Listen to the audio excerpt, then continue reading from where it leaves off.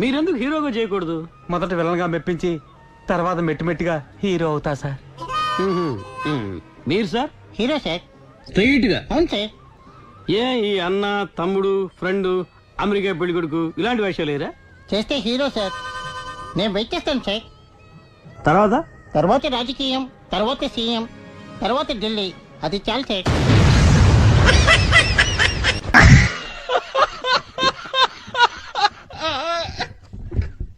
మీరెందుకు హీరోగా చేయకూడదు?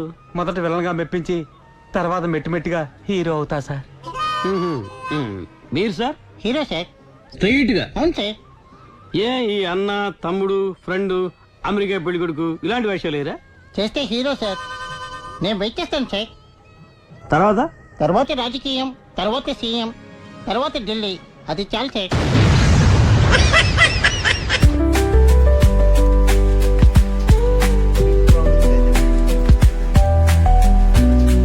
హిట్ బాక్స్ అయితే